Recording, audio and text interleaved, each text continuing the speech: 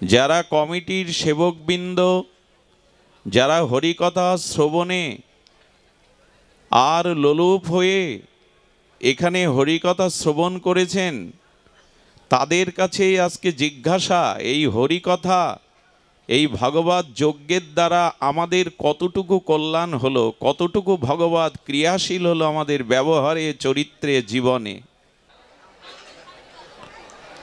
পরম পাবন পতিত উদ্ধারণ পতিত তারণ প্রেম চিন্তামণি দাতা শিরোমণি অক্রোধ পরমানন্দ পরম কারণিক দয়াল নিতাই চাঁদের মহা অনুকম্পায়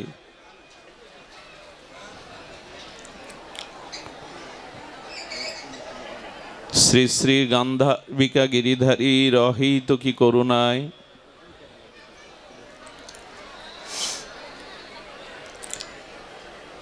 সতেরোতম 40 প্রহর ব্যাপী অখণ্ড তারক ব্রহ্ম শ্রী শ্রী হরিনাম সংকীর্তন মহাযজ্ঞের পূর্বে যে নবম দিবসীয় অমল পুরাণ বেদান্তসার মহাভাগবত পাঠের আয়োজন, উৎসবাঙ্গন মোস্তফাপুর বাজার সার্বজনীন রাধা গোবিন্দ মন্দিরে আজ তার নবমতম দিবসীয় হরিকথার শুভারম্ভে জীবন সর্বস্ব জীবন ধন প্রাতঃস্মরণীয় পরম বন্দনীয় শ্রী শিল গুরু মহারাজের আতুল আতুল চরণারবিন্দে পরার্ধ কোটি দণ্ডবত প্রণতি।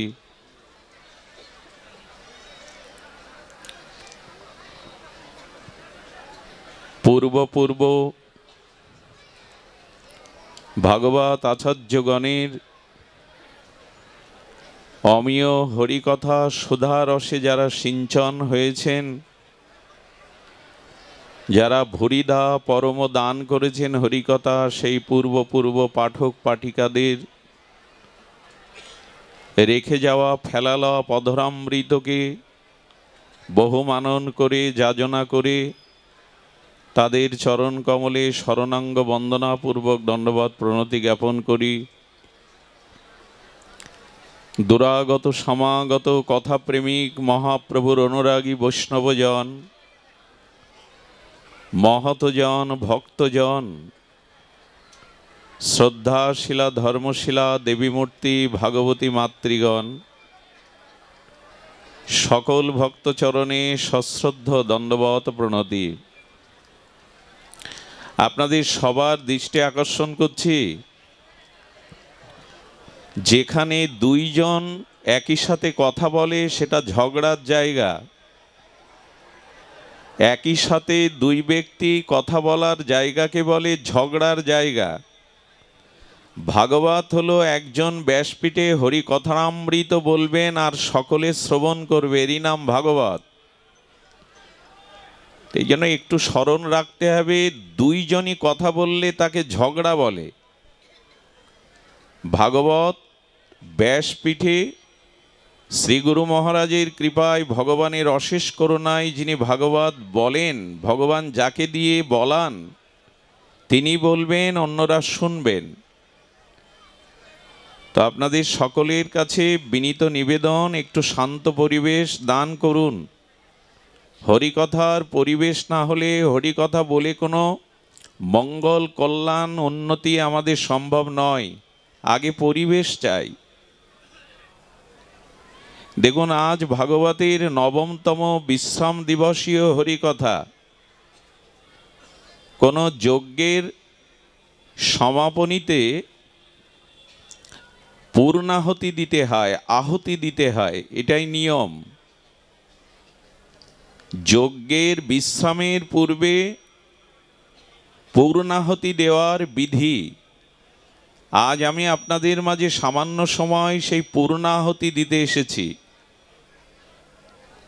সেই পূর্ণাহুতির পুষ্পাঞ্জলির দুটি কথা একটু শান্ত হয়ে শুনুন। 9টি দিন ব্যাপী এখানে যে মহাভাগবত আচার্যগণ হরিকথার অমৃতরস সিঞ্চন করেছেন, যারা কমিটির সেবকবৃন্দ, যারা হরিকথা শ্রবণে আর লোলুপ হয়ে এখানে হরিকথা শ্রবণ করেছেন, তাদের কাছে আজকে জিজ্ঞাসা, এই হরিকথা, এই ভগবত যজ্ঞের দ্বারা আমাদের কতটুকু কল্যাণ হলো, কতটুকু ভগবত ক্রিয়াশীল হলো আমাদের ব্যবহারে, চরিত্রে, জীবনে। শুধুমাত্র কোনো অনুষ্ঠানটা ধর্ম নয়। বহু ভক্ত এসেছে, বহু লোকে লোকারণ্য হয়েছে, এটা বড় কথা নয়। ভাগবত শ্রবণে, কীর্তনে, অনুধ্যানে, মননের দ্বারা আমার আত্মকল্যাণ কি হলো? সাধুসঙ্গের যে মহামহিমা শাস্ত্রে কীর্তিত হয়েছে, এই 9টা দিন সাধুসঙ্গ করে কি হলো? আজ এই পূর্ণাহতির দিন এই প্রশ্নের মীমাংসা আমাদের হওয়া চাই। না হলে হই হুল্লোড় করে, কিছু অর্থ ব্যয় করে, লাইট প্যান্ডেল করে কোনো লাভ হবে না। সাধুসঙ্গের উদ্দেশ্য কি? ভাগবত শ্রবণের এর মহামহিমা, এর লক্ষ্য, এর উদ্দেশ্য, এর প্রাপ্তি কি, এটি আমাদের আগে জ্ঞাত হতে হবে। উৎপাত করে কোনো লাভ নেই। গোস্বামী বললেন, যেটুকু করবে শাস্ত্রের অনুশাসনে করবে। যে অনুষ্ঠানের দ্বারা তোমার অনুভূতি আসবে, আচরণ আসবে, তোমার জীবনে আত্মকল্যাণ আসবে, পরম মঙ্গল সূচিত হবে, সেদিকেই পা বাড়াও। শ্রুতি স্মৃতি পুরাণ আদি পঞ্চরাত্র বিধিং বিনা ঐকান্তিক হরের ভক্তি উৎপাদেয়ত কল্পতে। বেদাদি নিখিল শাস্ত্র ভক্তিশাস্ত্রের নিরিখে আচার্য মহাজনগণ যে মার্গ, যে দিগদর্শন তোমার জীবনে দিয়ে গেছে, সেটি না মান্যতা করে, শাস্ত্রকে লঙ্ঘন করে তুমি হরিভক্তির আয়োজন যদি করো, অনুষ্ঠানের আয়োজন করো, তা উৎপাত ছাড়া কিছু হবে না। উৎপাত করে কোনো লাভ নেই। অনুষ্ঠান ভাগবত শ্রবণের হেতু কি? সাধুসঙ্গের। আসুন আমরা জানি কেনই ভাগবত দিলেন। যদি কমিটিকে প্রশ্ন করা হয়, বৎসরে 40 প্রহর নামযজ্ঞের আগে ভাগবত দিতে হয়, তাই দিলেন। এত অর্থ ব্যয় করে, এত পরিশ্রম করে সমাজের, মানুষের ব্যক্তি চরিত্রের কি কল্যাণ হলো, এই প্রশ্ন আসবে। তার উত্তর কি দেব আমরা? আসুন তার উত্তরটি আমরা শাস্ত্র থেকেই জানি। কেন এই ভাগবত, কেন সাধুসঙ্গের মহিমা? দেবর্ষিপাদ নারদ ভাগবতের 2য় অধ্যায়ে আর সৎসঙ্গ ভগবৎ সঙ্গের মহিমা প্রসঙ্গ করতে গিয়ে বলছেন, ভাগ্যদয়েন বহুজন্ম সমার্জিতেন। খুব ধ্যান দিয়ে শ্রবণের জন্য বিনীত অনুরোধ রাখছি আপনাদের কাছে। কি বলছেন? ভাগ্যদয়েন বহুজন্ম সমার্জিতেন। যদি আপনার অতীত বহু জন্মের পূর্ণ দান ধ্যান, পূর্ণকৃত কর্মে, পূর্ণ সঞ্চয়, সুকৃতি, বহু জন্মের সঞ্চয় থাকে, যদি আপনি পূর্ণকর্ম, সুকৃতিকর্ম সমার্জিতেন, যদি অর্জন করে থাকেন পূর্ব জন্মে, তবে সেই সুকৃতিজাত, সেই সুকর্মজাত সুকৃতির কারণে মানুষ সৎসঙ্গ, চল অভ্যতে সৎসঙ্গ লাভ করতে পারে। পূর্বকৃত জন্মের সুকৃতি, সৌভাগ্য, পূর্ণকৃত রাশি জমা না হলে কারো সাধুসঙ্গ করার ভাগ্য হয় না। আপনি এক পাও বাড়াতে পারবেন না এখানে আসবার জন্য, যদি ভগবান আপনাকে প্রেরণা দিয়ে এখানে না আনেন। এই জন্য ভাগ্যদয়েন, ওহো, সাধুসঙ্গের মহামহিমা ভাগ্যে কবে আসবে না? পূর্ব জন্মে যদি পূর্ণকৃত রাশি সুকৃতি সমার্জিতে না, যদি অর্জিত থাকে, তখনই সাধুসঙ্গ করার ভাগ্য আসবে। সৎসঙ্গম চ লভ্যতে, তখনই সে সৎসঙ্গ লাভ করতে পারবে, এছাড়া নয়। এই জন্য সকলে এখানে আসে না। সকলে আসবার পূর্বকৃত সৌভাগ্য সঞ্চয় অর্জন নাই। আচ্ছা, সঙ্গ করলাম 9 দিন ব্যাপী, হরিকথা শ্রবণ করলাম, তো সাধু সঙ্গের মহিমা কি, প্রাপ্তি কি, হরিকথা শ্রবণের ফল কি? খুব ধ্যান দিয়ে এই বাক্য শুনুন দেবশ্রীবাদ নারদ, যিনি ভক্ত কল্পতরু, যার গায়ের বাতাস লাগলে লতা পাতারও বৃক্ষেরও ভক্তি হয়, তিনি এই কথা বলছেন। অজ্ঞান অহৈতুকু কৃত মোহ অন্ধকার বিনাশনাং। কি শব্দাবলী! কি বলছেন? সৎসঙ্গের দ্বারা যেটি আপনি প্রাপ্ত হবেন সেটি হলো আপনার অজ্ঞানতা দূর হবে। পৃথিবীর সমস্ত পাপ, সমস্ত পতনের কারণ অজ্ঞানতা। মানুষের জীবনে যতদিন অজ্ঞানতা থাকবে ততদিন সেই মানুষ মনুষ্যত্বের পরিচয় দিতে পারবে না, নিজের উদ্ধার, নিজের কল্যাণ করতে পারবে না। আচ্ছা, সূর্য উদয় হলে রাতের অন্ধকার দাঁড়ায় কি, থাকে কি? সূর্য উদয়ে রাতের তিমির অন্ধকার থাকে কি? থাকে না। তেমনি সৎসঙ্গ করলে, ভগবৎ প্রিয় ভক্তগণের সঙ্গ করলে, সেই প্রিয় ভক্তমুখে হরিকথা শ্রবণ কীর্তন করলে প্রথম যেটা দূর হবে সেটি অজ্ঞান। এই 9 দিনে তা হয়েছে। তো অজ্ঞানতা শুধু দূর হবে না, বললেন অজ্ঞান হেতুক মোহ অন্ধকার বিনাশনং। এখানে মোহরূপ অন্ধকারও দূর হবে। মোহ মানে সংসারের প্রতি, দেহের প্রতি, কামনা বাসনার প্রতি যে অতিরিক্ত আসক্তি, এই মোহ ভাগবতে দূর হবে। আরে সামান্য একটু সরিষার তেল মেখে কাঁঠাল ভাঙলে আটা জড়ায় না, তেলের এই ধর্ম।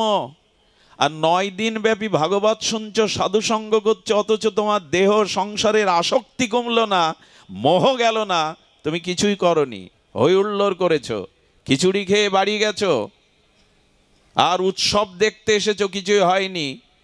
সামান্য তেল মেখে কাঁঠাল ভাঙলে আটা জড়ায় না, ভাগবত শ্রবণ করলে।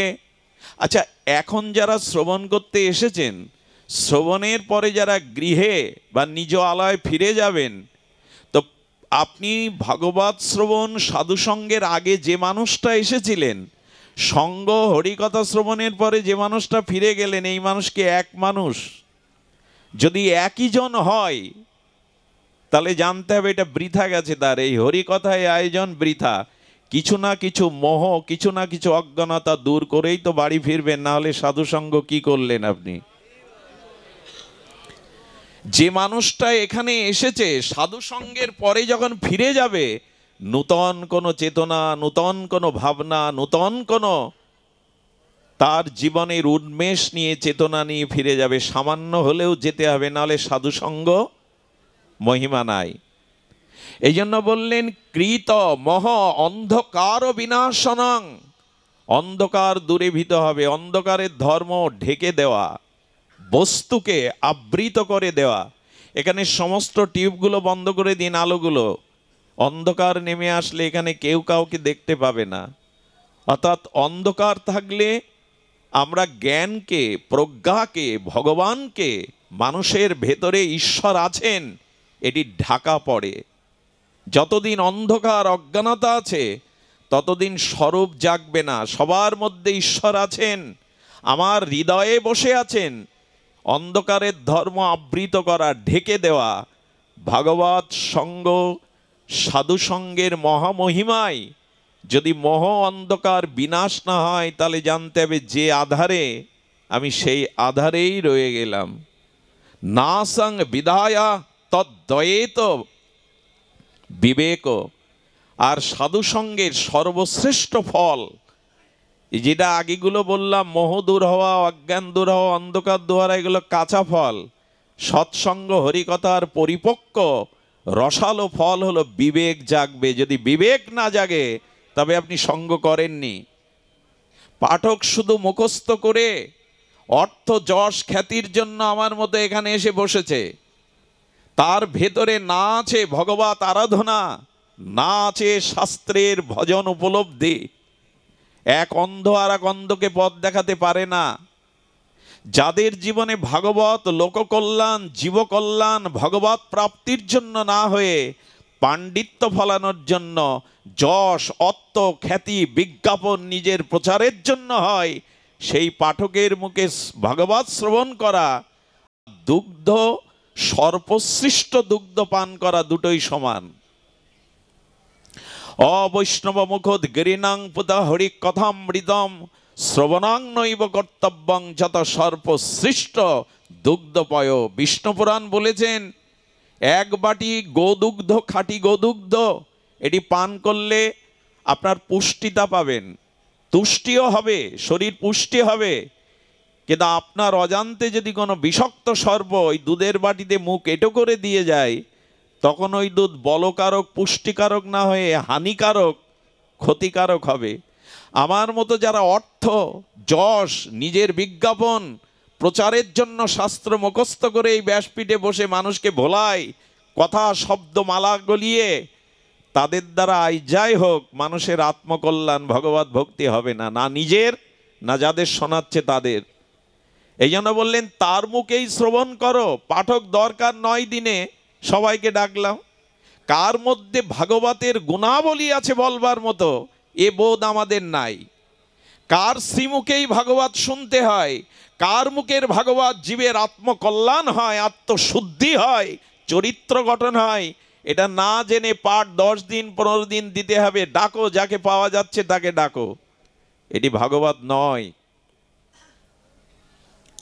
এটি ভাগবত নয়। আগে আমাদের বিচার আসতে হবে, আমাদের ভিতরে বিচার থাকতে হবে। কার শ্রীমুখে হরিকথা শাস্ত্র শুনতে বলেছেন? আমার মতো মাদিসের বিষয় অন্ধ জীবের মুখে নয়। এটাতে আপনাদের কোনো ক্রিয়া হবে না, সর্বশ্রেষ্ঠ দুগ্ধ পানের মতো প্রতিক্রিয়া হবে। এই জন্য শুদ্ধ ভক্ত, শুদ্ধ সাধুসঙ্গ, শুদ্ধ হরিকথা, শুদ্ধটা আগে জুড়ে দিতে হবে। মাস্টার, ডাক্তার, ইঞ্জিনিয়ার এটা শুধু হলে হবে না, ওর আগে সৎ ডাক্তার, সৎ মাস্টার, এই সৎ শব্দ জুড়ে দিতে হবে। এই জন্য সঙ্গ হই হুল্লোড় করেও বা যদি আত্মজ্ঞান না হয়, তো বললাম যে মানুষটা এসেছিলেন শুনতে, সাধুসঙ্গ হরিকথা শ্রবণের পর ফিরে গেলেন, অন্য মানুষ যদি না হতে পারেন, সাধুসঙ্গ হরিকথা বিফলে গেছে। না সং বিদায় তদ্বয়িত বিবেক, সাধুসঙ্গতে বিবেক জাগবে। বিবেক কাকে বলে? সৎ এবং অসৎ এইটি যিনি নির্ণয় করে সৎটাকেই গ্রহণ করবেন, কর্তব্য এবং অকর্তব্যকে তত্ত্বত জেনে যিনি অকর্তব্য ত্যাগ করে কর্তব্যটাকে গ্রহণ করবেন, এরই নাম বিবেক। বিবেক জাগে আমাদের, বিবেক জাগে হরিকথা শুনে। আমার ব্যক্তি পরিচয়ের দিকে তাকান তো, আমি বাড়িতে, আমার গৃহে, আমার প্রতিবেশী, আমার বাড়ির লোকদের সাথে আমি কি ব্যবহার করি। আমার মনের অন্তর্রাজ্যের খবর আমি ছাড়া কেউ জানে না। সেখানে কোনো সংশোধন হয়েছে তো? সেখানে কোনো সংস্কার হয়েছে তো? আরে বাইরের সাবান, সোডা, ডিটারজেন্ট দিয়ে ময়লা কাপড় পরিষ্কার করা যায়, আর এত সাধুসঙ্গ, এত হরিকথাতে মনের ময়লা দূর হলো না, হিংসা কাম ক্রোধ দূর হলো না, তা হলোটা কি? এই প্রশ্ন আজ আপনাদের কাছে আমার। আজকে তো পুষ্পাঞ্জলি দেওয়ার দিন, পূর্ণাহতি দেওয়ার দিন। পূর্ণাহতিতে হোমযজ্ঞে দেখবে একটা ফল দিয়ে দেয়, ফলটা হলো কি এই 9 দিনে, সেটাই জানতে হবে আমাদের। সুধীজন, বিবেক যদি না জাগে তবে জানবেন সাধুসঙ্গ হয়নি। অগ্নিতে হাত দেবেন, তাপ লাগবে না। জলে নামবেন, শীতলতা পাবেন না। ভাগবত শ্রবণ করবেন, সাধুসঙ্গ করবেন, বিবেক জাগবে না, এটি যথার্থ নয়। সাধুসঙ্গে বিবেক জাগবেই। বিবেক যদি না জাগে, এই বিবেক জাগাটা কি একটু অপূর্ব কথা, একটু ধ্যান দিয়ে শুনুন। আপনাদের মনে আছে এই বিবেক যদি না জাগে কি হয়? লক্ষ্য করুন। হনুমান সহ, যুবরাজ অঙ্গদ সহ, জাম্ববান সুগ্রীব সহ রামচন্দ্রের কাছে আদেশ আশীর্বাদ নিয়ে বেরিয়েছে সীতার অন্বেষণে। খুব ধ্যান দিতে হবে কথাটি। কার অন্বেষণে? সীতার অন্বেষণে। সীতাকে ভগবানের লাদিনী শক্তি, সীতা হলো ভক্তি, সীতা হলো শান্তি। তুলসীদাস গোস্বামী বললেন সীতা শব্দের অর্থ শান্তি বা ভগবানের অন্তরঙ্গ শক্তি, ভক্তি। এই তো। তো কার খুঁজতে পাঠিয়েছেন? এখানে সীতা নামটা নিলাম না, সীতা নামের অর্থটা নিলাম। সীতা নামের অর্থ কি বললাম? ভক্তি বা শান্তি, শান্তি সীতা, ভক্তি সীতা। ভগবান রামচন্দ্র মর্যাদা পুরুষোত্তম কি খুঁজতে বের করেছেন এদের? কাকে খুঁজতে? ভক্তিকে এবং শান্তিকে। কারণ ভক্তি শান্তি, শান্তির মধ্যেই ভক্তি। আমরা এখানে কি খুঁজতে এসেছি? টাকা, সম্মান, পদমর্যাদা, ধনী হব তাই? কিসের জন্য এসছি? শান্তির খোঁজে। কিসের জন্য এসছি? প্রয়োজন কি আমাদের? প্রয়োজন প্রেম, প্রয়োজন ভক্তি। মহাপ্রভু বলছেন প্রেম প্রয়োজন, ভগবান প্রয়োজন না। কারণ প্রেম না থাকলে ভগবান সামনে এলেও দুর্যোধনের মতো কাজ হবে না। প্রেম চাই। তো এই জন্য প্রেম ভক্তির প্রয়োজন। এই জন্য রামচন্দ্র বলছে তোমরা প্রেম খুঁজে বেড়াও, ভক্তিকে খুঁজে বেড়াও। কারণ ভক্তি তোমাদের কাছে, শান্তি তোমাদের কাছে এসেছেন কেন? ওই শান্তির জন্যই তো। ওই ভক্তি, কারণ প্রেম পেলেই তো সব পাওয়া হয়।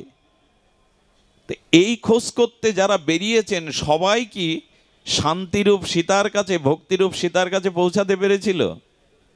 সবাই সীতার অন্বেষণ পেয়েছিল, খোঁজ পেয়েছিল? কে পেয়েছিল? ভক্তরাজ হনুমান। এখানে এই রহস্যটা জানা দরকার। ভগবানও নির্দেশ দিলেন, যাও আমার স্বরূপবৃত্তি শান্তিরূপ ভক্তিরূপ সীতাকে অন্বেষণ করো।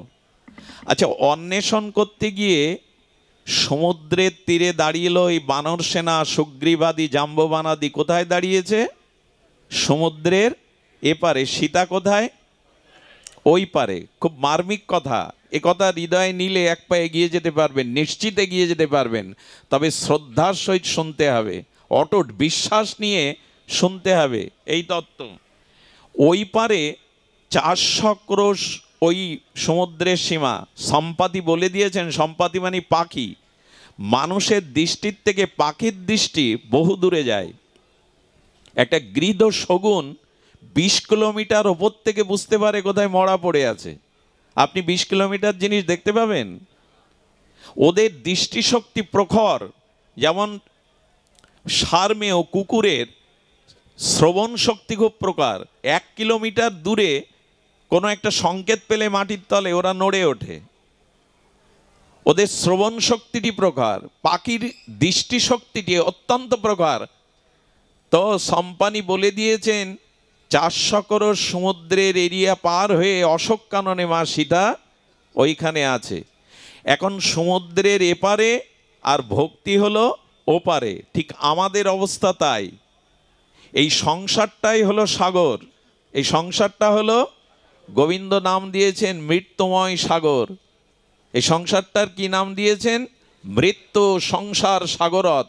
গীতায় বলছেন এই যে সংসার, এর একটা নামকরণ করেছেন সাগর। কেন করলেন? এবং নামকরণটা বড় অদ্ভুত বিচিত্র। কি বলছেন? মৃত্যু সংসার সাগরত। এটা হলো মৃত্যুময় সাগর। গীতাতে ভগবান দ্বাদশ অধ্যায় বলছেন। তার কারণ কি জানেন?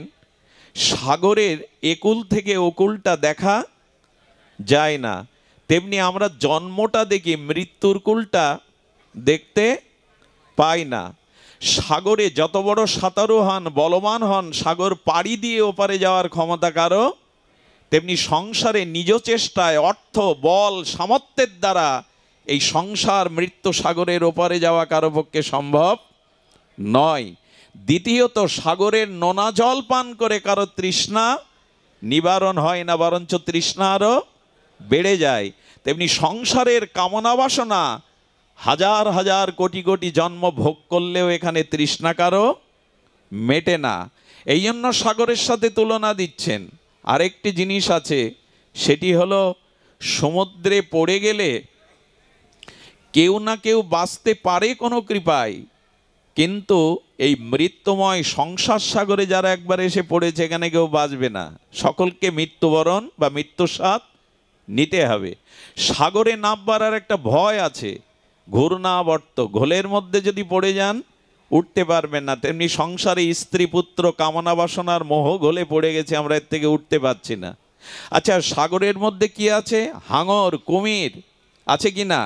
এগুলো আপনাকে ধরে চিবিয়ে চিবিয়ে খাওয়ার জন্য। তেমনি সংসারে কাম, ক্রোধ, লোভ দিন রাত আমাদের চিবিয়ে চিবিয়ে খাচ্ছে।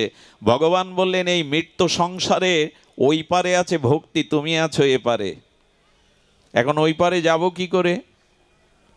সীতা তো চাই, ভক্তি তো চাই, শান্তি তো জীবনে সবাই চাই। এখানে আমরা যারা এসছি, আমাদের চেহারাতে, বর্ণে, আমাদের কর্মে কারোর সাথে কারো মিল নাই, প্রত্যেকেই ভিন্ন ভিন্ন স্বতন্ত্র, কিন্তু একটা বিষয় মিল আছে। এখানে যারা এসছেন, ছোট থেকে বৃদ্ধ, জ্ঞানী থেকে মূর্খ, অজ্ঞ থেকে বিজ্ঞ, সবার জীবনে দুঃখ আছে। এইটাই মিল আছে আমাদের এখানে। যারাই আছে, কোনো না কোনো রোগ শোক ব্যাধি দুঃখ আছেই, এ কথায় বিতর্ক উঠবে না। এবং এখানে যারা আছে সবাই চেষ্টা করছে ওই দুঃখকে তাড়াবার, ওই দুঃখকে বিদায় দেওয়ার। এইখানে আমাদের মিল আছে। কিন্তু এই দুঃখময় মৃত্যুময় সাগরের ওপারেই তো শান্তি, যাবেন কি করে? খুব অদ্ভুত প্রসঙ্গ এটি। আজ আমি জীবনের প্রথম আলোচনা করছি এই প্রসঙ্গটা, কেন জানি না মাথায় এলো। ভাগবত তো টেপ রেকর্ডার নয়, টিপে দিলেই বাজবে, সিম নয় মোবাইলের, যা ভরা আছে তাই বাজবে। ভাগবত ভক্তদের কৃপায় প্রকাশ হয়, সামনে যারা বসেন তাদের কৃপাতেই ভাগবত প্রকাশ হয়। যেমন সূর্যের নিজস্ব আলো আছে, চন্দ্রের আলো নাই। সূর্য যতটুকু আলো চন্দ্রকে দেয় ততটুকুই দিতে পারে। পূর্ণিমার দিন পরিপূর্ণ আলো দেয়, আর যেদিন মোটেও দেয় না সেদিন অমাবস্যা হয়। তো ভক্তদের মনে হরিকথা শ্রবণে তৃষ্ণা, ব্যাকুলতা, ক্ষুধা যত জেগে ওঠে, ভগবান ওই বক্তার মুখ দিয়ে তাদের মনোবাসনা পূরণের জন্য হরিকথা প্রকাশ করান। এই জন্য আগে শ্রোতা চাই। একবার উলোধ্বনি দাও মা, একবার দাও, বারবার দিতে হবে না, একবার দাও। এই হরিকথাই মঙ্গল ধ্বনি। ধ্যান দিয়ে শুনুন, ওই পারে যেতেই হবে আমাদের। খুব মনোযোগ দিন। এই তরঙ্গায়িত উত্তল সমুদ্রের মাঝে আমাদের ওপারে যেতে হবে। তখন জাম্ববান, এই বিজ্ঞ প্রাজ্ঞ বলছেন, এই 400 ক্রোশ সাগর পাড়ি দিয়ে লঙ্কায় যাওয়ার মতো তোমাদের কার কি শক্তি আছে বর্ণনা করো দেখি, কে যাওয়ার সামর্থ্য রাখো। অঙ্গদ কি বলল জানেন? অঙ্গদ বলল, আমি 100 যোজন যেতে পারি, কিন্তু ফিরে আসতে পারবো কিনা জানি না, আমার এই বল আছে। আর একজন বলল, আমি 50 যোজন যেতে পারি, এই বল আমার আছে। একজন বলল, আমি উড়ে যেতে পারবো, কিন্তু 400 ক্রোশ যাব, আমার তা মনে হয় না ফিরে। এক একজন নিজের বল, নিজের যে শক্তি সামর্থ্য বর্ণনা করলো। সবার পিছনে একজন মুখ নিচু করে দাঁড়িয়ে আছেন, তিনি হনুমান। উনি নিজের বলের কথা, সামর্থ্যের কথা বলছেন না। খুব সাংকেতিক কথা, খুব মহিমাপূর্ণ কথা। যতদিন আপনি এই সংসারে নিজের বল, নিজের ক্ষমতা, নিজের পাণ্ডিত্য, এই অভিমান থাকবে, ততদিন ওই পারে যাওয়ার ক্ষমতা নেই আপনার। আমি জ্ঞানী, আমি পণ্ডিত, আমি বক্তা, আমি এই সংসারের কর্তা, আমার জন্যই এই এত বড় অনুষ্ঠান আমার জন্যই হচ্ছে, আমার অনুদানেই হচ্ছে, আমি সামর্থ্য রেখেছি তাই হচ্ছে। এই অভিমান, নিজের বল যাদের মধ্যে গর্ব অহংকার আছে, তারা এপারেই থাকবে। ভক্তির ওপারে যাওয়ার তাদের কোনো যোগ্যতায় আসেনি, আসবেও না। অভিমান যতদিন আছে, অহংকার যতদিন আছে, বিদ্যা, বল, পাণ্ডিত্য, উচ্চকুল, ক্ষমতা, ততদিন ওই পারে যাওয়া যাবে না, এই পারেই পড়ে থাকতে হবে। শান্তির খোঁজ, ভক্তির খোঁজ পাওয়া যাবে না। রাধে রাধে, কৃপা করুন। রাধে রাধে, জয় শ্রী রাধে। বাবা বাবা আমার দিকে তাকাও, বাবা কৃপা করো, কৃপা করো। সুধীজন একটু ধ্যান দিন। আচ্ছা, সাগরে, নদীতে, পুকুরে সাঁতার জানান লোক যদি যায় ভাসতে, কি হয় পরিণতি? একটু কথা বলতে হবে, কি হয়? সাঁতার জানে না, নদীতে সাগরে নেমেছে, পুকুরে নেমেছে, কি হয় পরিণতি? ডুবে মরে।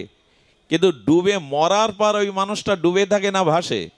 কি অদ্ভুত কাণ্ড দেখুন, জ্যান্ত মানুষ ডুবে মরে, কিন্তু মরা, এর কারণ কি? জ্যান্ত মানুষটা ডুবে মরে, কিন্তু যখনই মরে গেল তখন দেখবেন উঠছে তরঙ্গে ভাসতে ভাসতে কুলে চলে যায়। ভাগবত কি বলেন জানেন? যতদিন অহংকার জীবিত থাকবে ততদিন তুমি ডুবে যাবে এই সংসার সাগরে। অহংকার যেদিন মরে যাবে সেদিন ভাসতে ভাসতে ওই পারে যেতে পারবে, ওই কুলে যেতে পারবে। কোনো বিষয়ের যদি ক্ষুদ্র অভিমান তোমার থাকে, অহংকার থাকে, তাহলে ওপারে যাওয়া হবে না। এরা সব নিজের বলের কথা বলছে। আমি এতটা যেতে পারি, আমার এতটা শক্তি আছে, আমার এতটা বল আছে, যেতে পারি। একজন কেবল নিজের বলের গর্ব না করে আড়ালে বসে মন খারাপ করে চিন্তা করছে কি করে মার কাছে পৌঁছাবো, তিনি হনুমান। অথচ এই হনুমানকে, হনুমান হলো ভগবান শঙ্কর, শিব, ঈশতত্ত্ব ভগবান শঙ্কর প্রভুর সেবার জন্য হনুমান রূপে এসেছিলেন। অতুল বলধাম, গোস্বামী বলছেন অতুল বলধাম। সেটা বলের ব্যাখ্যা দেই। সমগ্র চতুর্দশ ভুবনের মানুষের বাহুতে যে বল আছে, মানে পৃথিবীতে যদি 800 কোটি মানুষ থাকে বা 850 কোটি, তাদের বাহুতে যে বল আছে তার থেকে 1000 গুণ বল বেশি দেবরাজ ইন্দ্রের বাহুতে। আর দেবরাজ ইন্দ্রের বাহুতে যে বল আছে তার থেকে কয়েক হাজার বেশি বল হলো হনুমানের বাহুতে। হনুমানের বাহুতে যে বল আছে তার থেকে কয়েক লক্ষ গুণ বল বেশি বলরামের একটা আঙুলে, বলদেবের। আর বলদেবের আঙুলে যে বল আছে তার থেকে কোটি কোটি বল গোবিন্দের মুখের একটা হাসিতে, শ্রী গোবিন্দের বদনের একটা হাসিতে। আর গোবিন্দের বদনে যে হাসি তার থেকে কোটি গুণ বল আছে রাধারানীর করুণা দৃষ্টির মধ্যে। জয় রাধে। রাধারানী দৃষ্টি দিলেই আর প্রেম পেতে বাকি থাকে না। তো হনুমানজি একবার বলেছি, একবার দাও, অনেকেই শুনতেও পায় না। জয় রাধে। কৃপা করো, কৃপা করো। অবশ্য মাঝে মাঝে উলুধ্বনির প্রয়োজন আছে, আমাদের নিদ্রা আসে, অলসতা আসে, একটু ধ্বনি দিলে জেগে ওঠে। কারণ আমাদের অনেক জন্মে এইসব অভ্যাস নাই, যেন ঘুম আসে, অলসতা আসে। জেগে থাকুন, একদিন যে ঘুমাবেন ওই ঘুম আর ভাঙবে না, ডেকে ডেকে ঘুম ভাঙাতে কেউ পারবে না। সোতে সোতে কেয়া করো ভাই, ওঠো জাগো ভজ মোরার, এই সাদিন আয়েগা লম্বা পানা হিপাসার। তুলসীদাস গোস্বামী বলছেন আজ ঘুমাবে কেন এখানে, আজ জেগে হরিকথা শোনো। একদিন ঘুম আসছে, যে ঘুম আর কেউ ভাঙাতে পারবে না। সেদিন আর লম্বা পাটা ভাস করেও শুতে পারবে না, এপাশ ওপাশ করেও শুতে পারবে না। আজ কেন ঘুমাচ্ছ? জেগে থাকুন। সুধীজন, যে কথা বলছিলাম, হনুমান হলেন অতুলিত বালধাম, জ্ঞানী মধ্যে অগ্রগণ্য। হনুমানের মতো জ্ঞান জগতে বিরল। সাক্ষাৎ শঙ্কর শিবের অবতার। তিনি বসে বসে চিন্তা করছেন মায়ের কাছে কি করে পৌঁছাবো ভক্তির কাছে। উনি কিন্তু একবারও নিজের বলের কথা বলছেন না। জাম্ববান প্রাজ্ঞ জ্ঞানী গিয়ে বলছেন হনুমান তুমি চুপচাপ বসে আছো কেন? সবাই তো নিজের বলের কথা, নিজের ক্ষমতার কথা বলল। হনুমান হাত জোর করে বললেন আমার তো নিজের কোনো বলই নেই, তো আমি কি বলবো, এই জন্য চুপ হয়ে আছি। এই হলো ভক্তের। কারা ওপারে যায়, কারা ভক্তির কাছে পৌঁছাতে পারে, কারা শান্তির কাছে পৌঁছাতে পারে এই মৃত্যুময় সংসারের ওপারে।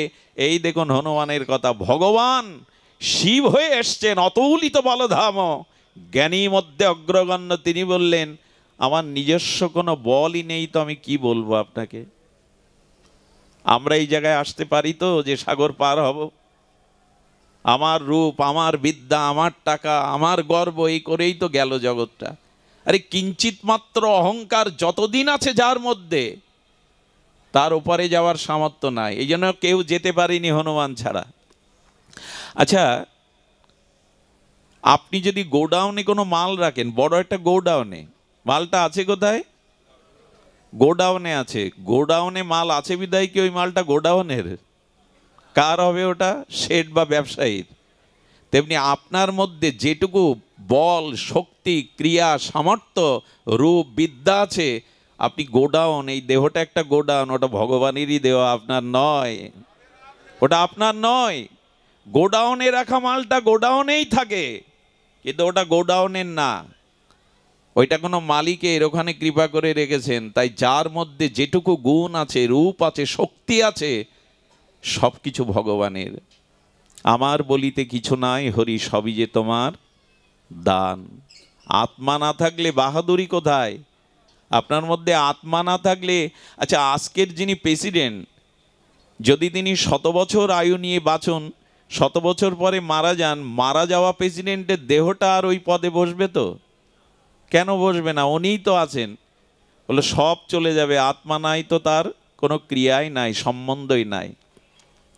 এত স্বাদের স্ত্রী মারা গেলে আজই রাত্রে পুড়িয়ে দেবে, 2-4 দিন রাখবে না।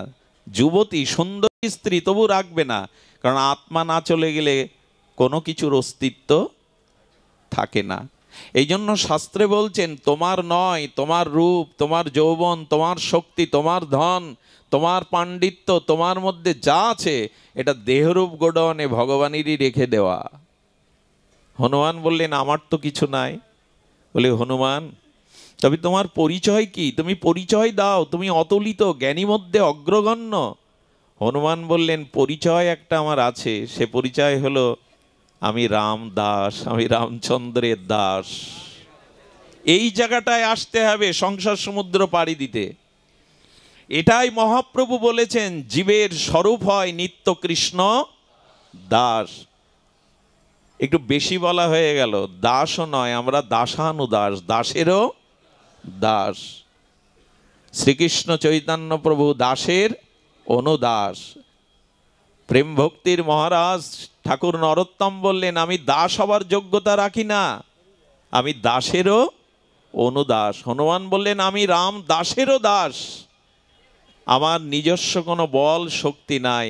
তবে হনুমান বললেন, প্রভু দাস হিসাবে প্রভু যদি আমাকে কৃপা করেন, প্রভু যদি করুণা করেন, তবে প্রভুর শক্তিতেই, প্রভুর কৃপা বলেই আমি সীতা অন্বেষণে চেষ্টা করতে পারি। এই হলো ভক্তের কথা।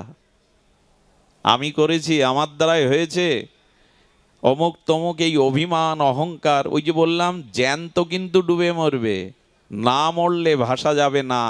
অহংকার না মরলে, আর ভাসতে ভাসতে নদীর তরঙ্গে, স্রোতের তরঙ্গে তো কূলে গিয়ে বাঁধে একদিন। তেমনি ওই কূলে যদি যেতে চান, অহংকারকে মেরে ফেলুন। অহংকার মারার দুটি উপায় আছে। আমার সামনে আমি যাকে দেখব, আমার থেকে কোনো না কোনো গুণে তিনি উত্তম, এই দৈন্যতা এলেই কেবল অহংকার দূর হয়। মায়েরা সন্ধ্যাবেলায় তুলসী তলায় প্রদীপ জ্বালতো, এখন জ্বালে কিনা জানি না, কেউ কেউ জ্বালে। আগেকার মায়েরা গলে কাপড় দিয়ে আর লাল পেড়ে সাদা কোলে শাড়ি পরে গলে আঁচল দিয়ে তুলসী তলায় পূর্বপুরুষের আশীর্বাদ নেওয়ার জন্য প্রদীপ জ্বালতো। এখন ওই যে জোনাকি, ক্ষততক, জোনাকির নাম হলো ক্ষততক। এই ক্ষততক জোনাকি যখন মিটমিট করে জ্বলে, ওরা মনে করে সন্ধ্যার অন্ধকার আমিই বুঝি দূর করছি, আমার আলোতেই সন্ধ্যার অন্ধকার দূর হচ্ছে। কিন্তু মায়ের যখন তুলসী তলে প্রদীপ জ্বলে, ওই প্রদীপের শিখা দেখে তখন ওর অভিমান দূর হয়, না না আমি তো জ্বলছি আর নিভছি, কিন্তু ও তো শিখা দিয়েই আলো দিচ্ছে আমার থেকে বেশি, বরঞ্চ আমরা ওর আলোতে যাচ্ছি আলো নেওয়ার জন্য। তখন ক্ষততক জোনাকির অভিমান দূর হয় যে আমি আলো বিতরণ করছি। প্রদীপ জ্বলতে জ্বলতে প্রদীপের অভিমান আসে, আমি আলো জ্বলছি। হঠাৎ প্রদীপের শিখাতে উপরের দিকে দেখে নক্ষত্রগুলো কত আলোকবর্ষ দূর থেকে জগতে জল জল করছে, তারকারাজি। বলে আলো উড়াই দিচ্ছে। তারকা মনে করে, তারা মনে করে আমরা এই শত আলোকবর্ষ দূর থেকে পৃথিবীতে আমরাই আলো দিচ্ছি। কিন্তু চাঁদ উঠল, যখন চন্দ্রের উদয় হলো, তখন লজ্জা পেয়ে তারা বলল, আরে আমরা কোটি কোটি কেন, অসংখ্য তারাও জগৎকে আলো দিতে পারবো না, আলো দিতে পারে চন্দ্র। চন্দ্রের অভিমান হলো আমি স্নিগ্ধ জ্যোৎস্না প্লাবিত করে জগৎকে আলো দেই। প্রভাতে যখন সূর্য উঠল, তখন চন্দ্র ম্লান হয়ে বলল, আমার অভিমান সাজে না, কারণ আলো আমার নিজস্ব না, আলো সূর্যের। আর আমাদের আধ্যাত্ম বিজ্ঞানীরা বলছে সূর্যেরও নিজস্ব আলো নাই, গোবিন্দের নখাগ্র জ্যোতি এই সূর্য আলোকিত করছে পৃথিবীতে। গোবিন্দের নখাগ্র জ্যোতিতে আলো আমাদের নাই। এই জন্য ভগবানের মহিমা আমার উপরে, এই ওপারে যাওয়ার এটাই উপায়। যদি অভিমান দূর হয়, আপনি দাস হতে পারেন। অহংকার, অভিমান, অসৎ জ্ঞান, এগুলি ওপারে যাওয়ার বাধা, ভক্তির পথে বাধা, অন্তরায়। হনুমান প্রভুকে প্রণাম করে, প্রত্যেক ছোট বড়কে আশীর্বাদ নিলেন পায়ে প্রণাম করে। চিন্তা করতে পারেন, হনুমান প্রণাম করছে বানরদের। প্রভুর কার্যের, প্রভুর আশীর্বাদে সীতা অন্বেষণে, মা অন্বেষণে যাব, তোমরা আশীর্বাদ করো। একটা জিনিস বলি, এই আশীর্বাদটা কুড়িয়ে নেবেন গুরুজনের, এর থেকে বড় জিনিস আর জগতে নাই। অভিশাপ যেমন ভয়াবহ, আশীর্বাদ তেমনি মঙ্গলদায়ক। আশীর্বাদের অনেক অনেক মহিমা, আশীর্বাদ সাধারণ জিনিস নয়। আচ্ছা, আমি গতকালও বলেছিলাম কথাটা, একটু ধ্যান দিন তো। সাধু দেখলে, গুরু দেখলে, আচার্য দেখলে তার হাতটা আমরা মাথায় নিতে চেষ্টা করি কেন? বলি কি না বাবা, মা হাতায় একটু, মাথায় হাত দিন, একটু আশীর্বাদ করুন, বলি কি না মা? মাথাতে হাত দিলে কি হয়? আচ্ছা, আপনার হাত আর সাধুর হাতের মধ্যে পার্থক্য আছে কি? রক্ত মাংসের, পাঁচটাই তো অঙ্গুলি, হাতের অবয়ব তো একই, একই বস্তু দিয়ে তৈরি করা, রক্ত মাংস দিয়ে, শিরা হাড় দিয়ে। তা হাত, সাধুর হাত, শ্রীগুরু পাদপদ্মের হাত আপনি মাথায় নিতে চান কেন? কারণ কি? বলে হাত সকলের একই রকম উপাদান দিয়ে গড়া হলেও সকলের হাত একরকম নয়। আচ্ছা, একটা দৃষ্টান্ত দিই, মায়ের হাতের রান্না আর হোটেলের বয়ের হাতের রান্না এক হয় কি? কেন? দুইটাই তো হাত, দুইজনই তো রান্না করলো। মায়ের হাতের রান্নার মধ্যে সন্তানের সুস্বাস্থ্য, সন্তানের নিরোগতার একটা স্নেহ মমতা মোশানো থাকে, ওটা হোটেল বয়ের মধ্যে হাত পার্থক্য হলো কি না? আচ্ছা, এখানে যদি জুয়েল আইস আসেন, এই হাতে জাদু, উনি যেভাবে দেখা, একটা রুমাল নিয়ে কবুতর দিয়ে উড়িয়ে দিলেন, আপনি পারবেন তো এই হাতে ওই জাদু দেখাতে? হাত কি এক নাকি? এক নয়। এই জন্য সাধুগুরু বৈষ্ণবের মাথায় হাত দেখে আশীর্বাদ কেন নেওয়া হয়? ওদের হাতে কিছু আছে। এই জন্য মাথায় হাত, আমার মতো জন যেন কারো মাথায় হাত না দেয়, কারণ আমাদের হাতটা মাথায় দিলে শুধু অভিমানী বৃদ্ধি পাবে। আমি আশীর্বাদ করার যোগ্য, কৃপা দেওয়ার যোগ্য, কিন্তু দিতে নাই সামর্থ্য না থাকলে, দিতেও নাই, না নেওয়াও উচিত। দিতে পারে কারা জানেন? আমাদের দক্ষিণেশ্বরের রামকৃষ্ণ পরমহংস, উনি বলরাম বসুর বাড়িতে সৎসঙ্গ করছেন, আর ঠাকুরের তো সেই ভাব দশা, মায়ের সঙ্গীত সুধা চিন্তা করতে করতে মাঝে মাঝে চোখ স্থির হয়ে যাচ্ছেন, সমাধিস্থ হয়ে পড়ছেন। আর তখনই ল কলেজের ছাত্র, ভীষণ তার্কিক, পরীক্ষা ছাড়া নিরীক্ষা ছাড়া কোনো কিছু বিশ্বাস করেন না, নরেন দত্ত বন্ধুদের নিয়ে ওই পথে দেখতে গিয়ে বললে, চল তো, চল একটু দেখে আসি কোন সাধু। আরে ঠাকুরের সামনে গিয়ে বলছে, তুমি ঈশ্বর দেখেছ? ঠাকুর ভাবলেন, ওর দিকে তাকিয়ে বুঝলেন এ সাধারণ নয়, এ কেউ সাধারণ নয়। ঠাকুর বললেন, দেখেছি কে? তোকে যেমন দেখেছি, ঈশ্বরকেও আমি দেখেছি, তোকেও দেখাতে পারি। নরেন দত্ত ভাবলেন, ইনি মহাপুরুষ নয়, মহা উন্মাদ, পাগল। এই কথা যে বলতে পারে, হয়তো সে মহাপুরুষ, নাহলে উন্মাদ। বললেন, তাহলে আমাকে দেখান, উপলব্ধি করান। সঙ্গে সঙ্গে রামকৃষ্ণ পরমহংস ভাবাবেশে নরেনের মাথায় হাত দিয়েছিলেন।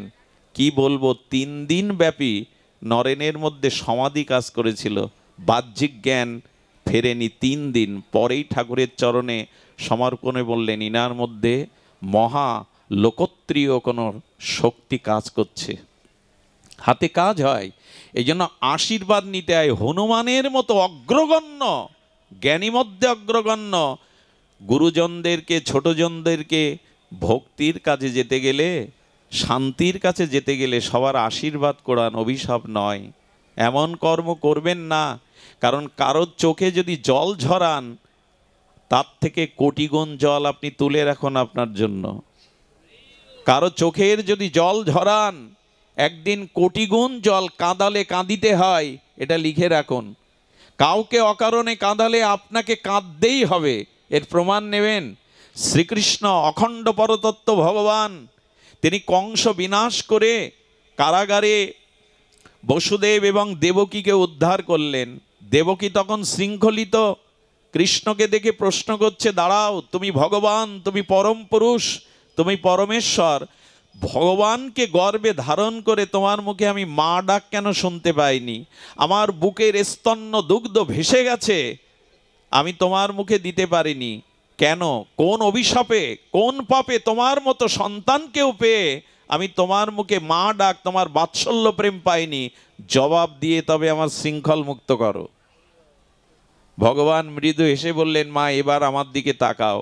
দ্বিতীয়বার দৃষ্টি দিলে দেখলেন ওখানে কৃষ্ণ নেই, ধনুর্ধারী রাম দাঁড়িয়ে। মনে পড়ে মা, ত্রেতাতে তুমি রামকে বনবাসে পাঠিয়ে কৌশল্যাকে 14টা বছর কাঁদিয়েছিলে। কৌশল্যা তোমার চরণে পড়ে বলেছিল, আমি তো দাসী হয়ে থাকবো, ভরত রাজা হোক, কিন্তু রামের মা বলা ডাক হতে আমাকে বঞ্চিত করিস না। সেদিন কৌশল্যার মর্মভেদী এই অশ্রু জল তোমার হৃদয় বিগলিত করিনি। তুমি ছিলে কইকেয়ী, কাঁদালে কাঁদতে হয়, সেটাই পাচ্ছ তুমি। দয়া করে আশীর্বাদ করান, এমন কর্ম, এমন ক্রিয়া, এমন ভাষা, এমন চরিত্র আমাদের যেন না হয় যে মানুষের অভিশাপ কুড়িয়ে চলে যায়। কারণ আশীর্বাদ ছাড়া ভক্তি পাওয়া, শান্তি পাওয়া যায় না।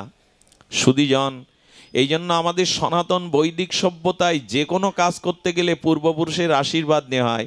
বিয়েতে আবুদ্ধায়িক শ্রাদ্ধ পড়ানো হয় না, তো বিয়েতে আবার শ্রাদ্ধ কেন? হলো পূর্বপুরুষের আশীর্বাদ দরকার। তাদের আশীর্বাদ ছাড়া আমাদের কল্যাণ হয় না। আমি পরে এই লীলাটি, গরুরের লীলাতে একটু জানাবো, অদ্ভুত একটি লীলা, যে আশীর্বাদ কেন প্রয়োজন। সুধীজন, শ্রবণ করুন। হনুমান সবাইকে আর আশীর্বাদ নিয়ে, করুণা নিয়ে, জয় সিয়ারাম এই শক্তির বলেই হনুমান ওপারে যেতে পেরেছিল। আমার বলবার অভিপ্রায়, যদি ওপারেই যেতে চান, ভক্তি দেবীর চরণে যেতে চান, শান্তির কাছে যেতে চান, তবে অভিমান অহংকার ত্যাগ করে প্রভুর দাস হয়ে যান। সবার আশীর্বাদ জোগাড় করুন, তবেই ওপারে নির্বিঘ্নে যেতে পারবেন। ওপারে যাওয়ার জন্য এটাই প্রস্তুতি। সুধীজন, এই হনুমান গিয়েছিলেন। আর লক্ষ্য করুন, এবার সাধুসঙ্গের মহিমা বলি। দেখুন, যে যার সঙ্গ করবে তার মধ্যে সেইরূপ ভাবাবেশ বা ভাব অনুভূতি প্রবেশ করবে। আচ্ছা, অধিক টাকার সঙ্গে যদি করেন তবে আপনার জীবনে লোভ বাড়বেই।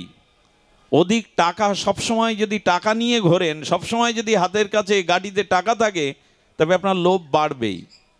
সুধীবৃন্দ, লক্ষ্য করুন, টাকার সঙ্গ করলে লোভ বাড়বে। আর যদি খুব মূর্খ ব্যক্তির সঙ্গ করেন রাত দিন, তবে আমি বলবো আপনার ক্রোধ বাড়বে, কথায় কথায় রাগ বাড়বে। মূর্খ ব্যক্তির সঙ্গ করলে আপনি কথায় কথায় খেপে যাবেন, রাগ বাড়বে। আর যদি পরস্ত্রীর প্রতি বাক্যের দ্বারা, মনের কোনো মননের দ্বারা আসক্ত প্রবণ হন, কাম আপনার বাড়বেই। এরকম এক একটা জিনিসের সঙ্গে এক একটা বিষয় সংক্রামিত হয়। সুধীজন, এই জন্য জীবনের খুব হিসাব করে এই জিনিসটা করতে হবে, তা হলো সঙ্গ। আপনার সঙ্গ কেমন, এটা দেখেই বোঝা যায় আপনার ব্যক্তিত্ব কেমন। আচ্ছা, সাধারণ পুকুরে পদ্ম ফোটে সরোবরে ছাড়া? আচ্ছা, কলের জলটা, এটো কাটাটা, ধোয়া জলটা যেখানে বয়ে যায়, ওখানে কচু গাছ কেউ লাগায় কি? তো হয় কেন? ওই এটো কাটা জীবাণু কলের জল যেখানে, ওখানে কচু গাছ দেবেন জন্মায়, ওখানে পদ্ম জন্মায়। পদ্ম কোথায় জন্মায়? সরোবরে।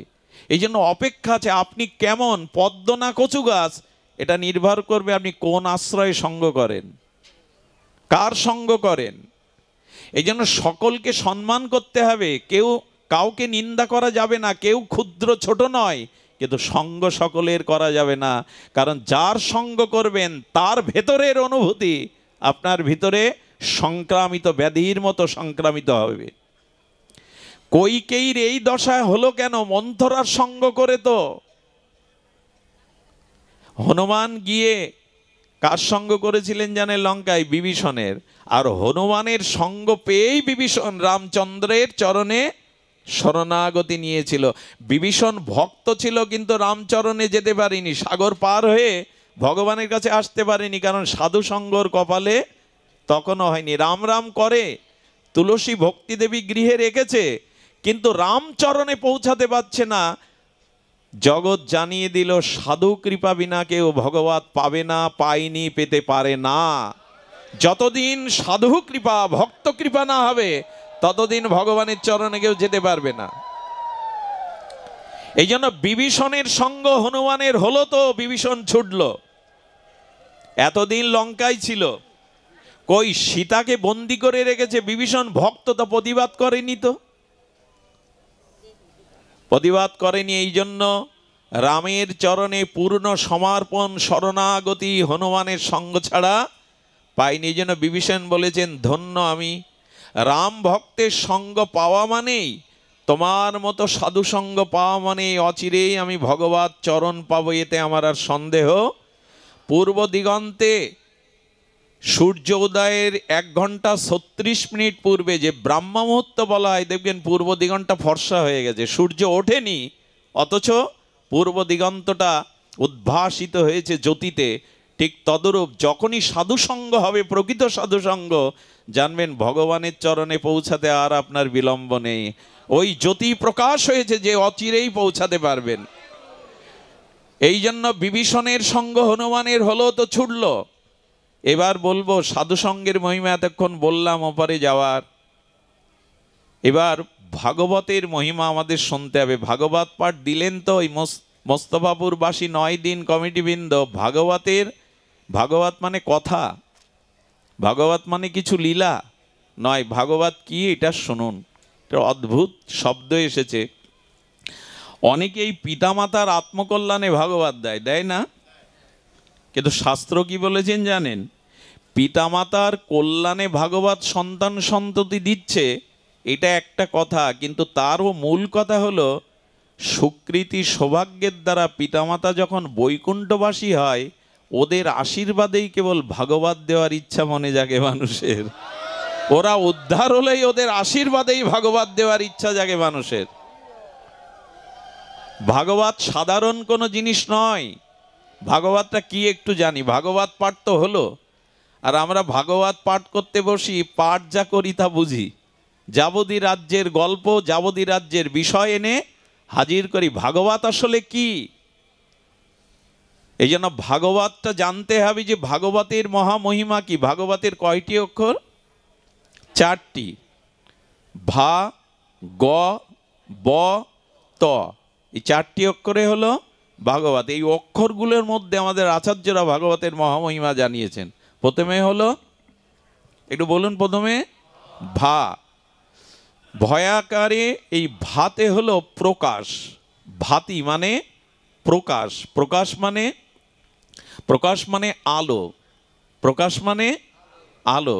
তো ভাগবত শ্রবণের দ্বারা, ভাগবত কীর্তনের দ্বারা, ভাগবত মননের দ্বারা আপনার জীবনে প্রকাশ আসবে, অর্থাৎ চেতনা বা জ্ঞান আসবে।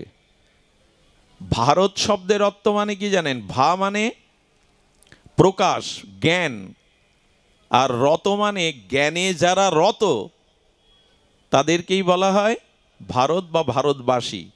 জ্ঞানে যিনি রত, তা ভাতে যার ভিতরে প্রকাশ আছে, চেতনা আছে, যার ভিতরে জ্ঞান আছে, ভাগবতের প্রথম অক্ষর।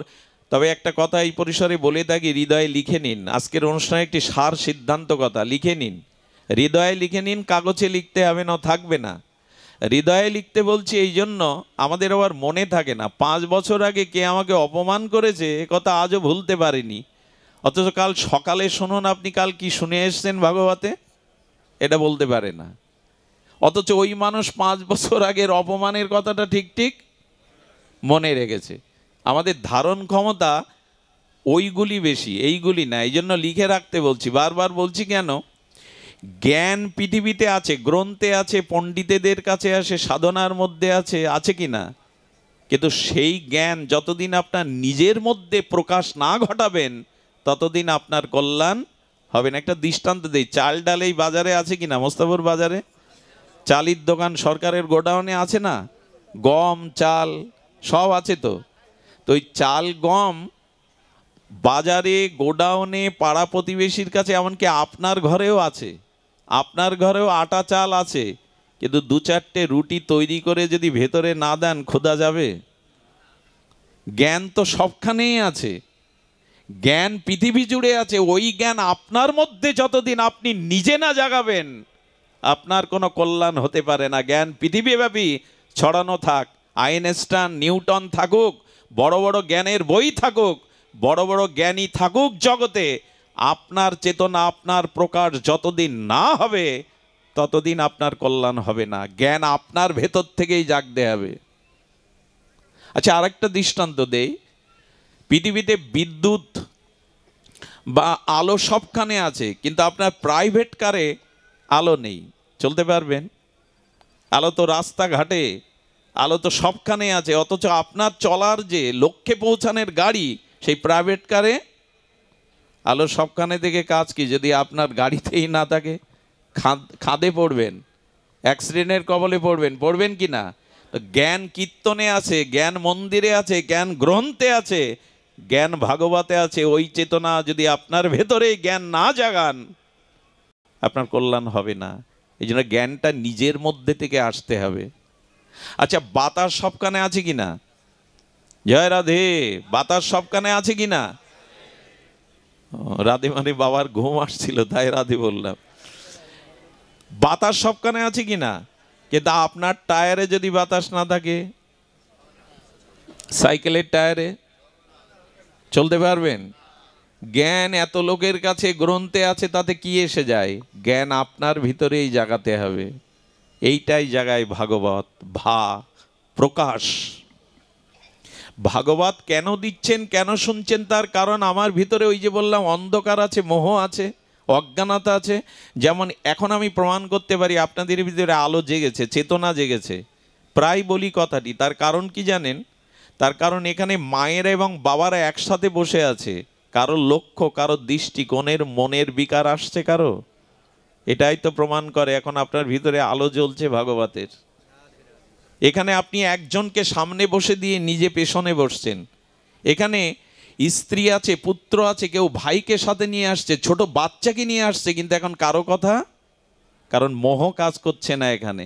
কোথায়? এখানে আমার স্ত্রী বারবার তাকাচ্ছে তার দিকে, আমার বাচ্চাটা কোথায়? এই মোহ দূর হয়। এখানে নারী পুরুষ একসাথে বসলেও কারো মনে বিকার আসে না, কারণ জ্ঞান ভাগবতের দ্বারাই এই চেতনার প্রকাশ ঘটে। ভাগবত শুধু অনুষ্ঠান নয়, ভাগবত শুধু হাজার হাজার লোক জোগাড় করা নয়।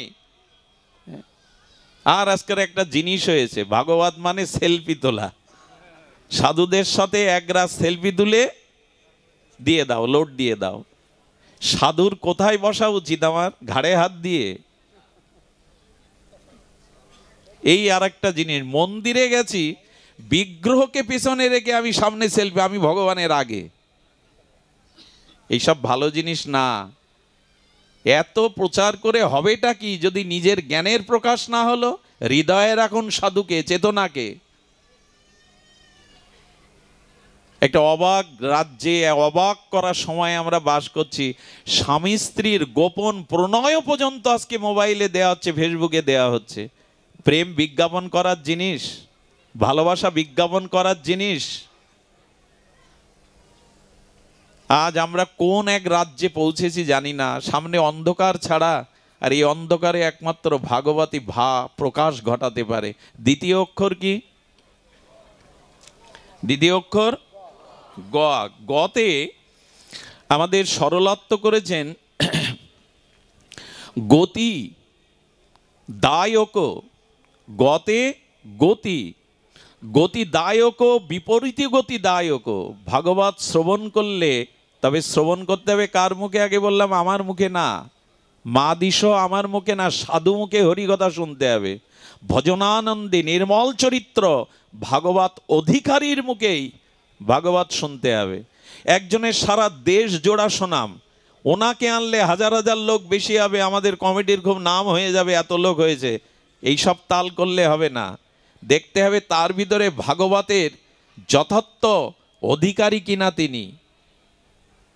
অধিকার। আচ্ছা, ডাক্তারি MBBS পাশ করে আপনি চেম্বার খুলতে বসতে পারবেন? পারবেন কি?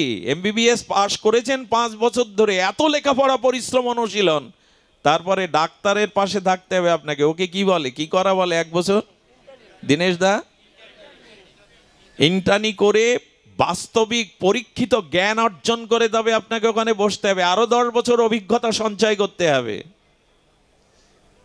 এই জন্য বলা হচ্ছে ভাগবতে গতি বর্ততে, গতি বদলে দেবে। কি গতি বদলে যাবে জানেন? আমার গতিটা অগতির দিকে, আমার গতিটা অগতির দিকে। কিন্তু ভাগবত শ্রবণ করলে গোবিন্দ বলছেন আমি অগতিরও গতি করে দেই। যারা ভাগবত শ্রবণ করে আমি অগতিরও গতি করে দেই। যে অগতির দিকে চলেছে আমি তারও গতি নির্ধারণ করে দেয়। এর প্রমাণ দিন একবার, মা একবার এর প্রমাণ নিন। এর প্রমাণ হলো পরীক্ষিত মহারাজ কি হয়েছিলেন? অভিশপ্ত। তো অভিশাপ কি ভালো জিনিস? আর সাপে কেটে যে মারা যায় সেটাও শাস্ত্রে খুব সুলক্ষণ বলে নি। তা ওনার অভিশাপ কি হলো? বিপ্র অভিশাপে তক্ষক দংশনে উনি 1 সপ্তাহ পর মারা যাবেন। এটা অভিশাপ কিনা? সর্পঘাতে পরীক্ষিত মহারাজের মতো পাণ্ডবদের উত্তরসূরি এত ন্যায়পরায়ণ বৈষ্ণব মারা যাবে সাপে আঘাতে, এটা গতি কি ভালো গতি? অভিশাপ কি ভালো গতি? সর্পদংশনে মারা ভালো গতি? কিন্তু 1 সপ্তাহ ভাগবত শুনে সেই গতি কোথায় গেল? সেই গতি অগতিরও গতি গোবিন্দের চরণে পৌঁছে গেল। এর থেকে বড় মান আর কি আছে? এর থেকে বড় প্রমাণ আর কি আছে? যিনি অভিশপ্ত, যার 7 দিনে তক্ষক দংশনে মৃত্যু হবে, তার মস্তক থেকে ব্রহ্মরন্ধ্র ফেটে দুর্লভ গোবিন্দ চরণে চলে গেল। এই হলো ভাগবত শ্রবণের অগতিরও গতি। আমাদেরও হবে, এটি শুধু ওনাদের না, আমাদেরও হবে। এই জন্য বললেন ভাগবত শ্রবণ করো, হরিকথা সাধুমুখে সাধু সঙ্গে শ্রবণ করো। এই শ্রবণের দ্বারাই তোমার গতি বদলাবে। সুধীবৃন্দ, গতি অবশ্যই বদলায়। আমি নিজে দেখেছি কত মাতাল, কত মদ্যপ, কত কুপথে যাওয়া মানুষ এই ভাগবত শ্রবণ করে সুপথে এসেছে। এই জীবনে অনেক অনেক দেখাবার সৌভাগ্য দিয়েছেন ভগবান শ্রী গুরুদেব, যে ভাগবত শ্রবণের দ্বারা মানুষের কি গতি হয়। দেখুন, একটা ঘটনা একটু গল্প আকারে আমি মাঝে মাঝে বলি আপনাদের, তাতে একটু আনন্দও হয়। এক স্বামী ভগবতমুখী, কিন্তু স্ত্রী আবার ভগবত বিমুখী। ভাগবত সে সহ্য করতে পারে না, ভগবানকেও সহ্য করতে পারে না। এখন স্বামী বারবার বলে 7 দিন পাঠ হচ্ছে, একদিন একটু যাও না।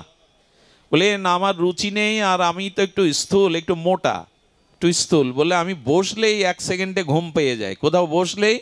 কিছু কিছু মায়েদের আবার এরকম অভ্যাস আছে, বাবাদের নাই তা নয়, আছে, বসলেই ঘুমায়। এখন স্বামী বারবার বলতে বলতে ঠেলে ঠুলে পাঠিয়েছেন, আরে যাও না। স্বামীর কথা রক্ষার্থে স্থূল এই কৃষ্ণ বিমুখ মহিলা, উনি তো ভাগবত কি তা জানেন না। যখন প্যান্ডেলে পৌঁছেছেন তখন পাঠক আসেননি, আসছেন রাস্তায় মাইক্রোফোন নিয়ে ঘোষণা করছেন, আসুন আসুন। উনি মনে করছেন ভাগবত শুরু হয়ে গেছে। আসুন হলো ভাগবতের মন্ত্র। আসুন আসুন, উনি এসেছেন। এরপর বলছেন বসুন বসুন, উনি বসেছেন, আর বসলে ওনার কি হয়? ঘুম আসে, ঘুমিয়েছেন। এর মধ্যে পাঠক, বৃন্দাবনে 1 ঘন্টার বেশি পাঠ করেন না পাঠকরা। 1 ঘন্টা পাঠের পর পাঠ ভেঙে গেছে, লোক উঠতে শুরু করেছে, ওনারও ঘুম ভেঙে গেছে। তখন ঘোষক আবার বলছেন সবাই ঘরে ফিরে যান। শুনলো কয় কটা? আসুন বসুন আর ঘরে ফিরে যান। স্বামী গিয়ে সন্ধ্যায় কি ভাগবত শুনে এলে গো? এতদিন পর জীবনে প্রথম ভাগবত শ্রবণে গেলে। বলে আর রাখো তোমার ভাগবত, ওই 3টেই তো মন্ত্র, আসুন বসুন আর ঘরে ফিরে যান।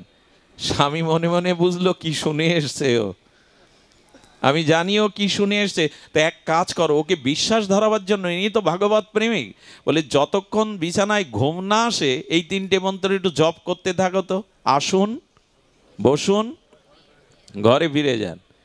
ঘটনাক্রমে তখন শিক কেটে চোর মাথা তুলেছে ওর ঘরে। ওনার মাথা যেদিকে শুয়ে আছেন তো বিছানায়, মাথার ওই পেছন দিক দিয়ে চোর যখন শিক কেটে মাথা ঢুকেছে তখন বলছে আসুন আসুন। বলে সর্বনাশ, ইনি তো দেবী, এনার 3য় চোখ আছে, নাহলে পেছনে দেখতে পান আমি ঢুকছি। আরে কার ঘরে এসছি, জ্যান্ত দেবী ইনি। আচ্ছা কি বলে শুনি। এরপর বলছে বসুন বসুন। বলে আমাকে বসতে বলছে ঘরে ডেকে এনে, ইনি দেবী ছাড়া আর কিছু না, এনার পেছনে 3য় চোখ আছে, জ্ঞাননেত্র আছে। এরপরে ওই আস্তে আস্তে বলছেন ঘুম চোখে, এবার ঘরে ফিরে না মা, ঘরে ফিরে যাব না বলেই চরণে পড়েছে। তুমি দেবী, তোমার চোখ আছে পেছনে মা, ঘরে ফিরে যাব না মা, তুমি দেবী। আরে তাড়াতাড়ি উঠে লাইট জেলে স্বামীকে ডাকছে, এসো এসো। চোর বলছে বাবা, তোমার ঘরে চুরি করতে এসেছিলাম, এ ঘরে তো দেবী বাস করে, ত্রিনয়নী দুর্গা, পেছনের চোখ আছে ওনার। আমাকে আসতে বলছেন, বসতে বলছেন, আবার সসম্মানে চলে যেতে বলছেন। আমি ওনার চরণ ছাড়বো না, আশীর্বাদ দিন।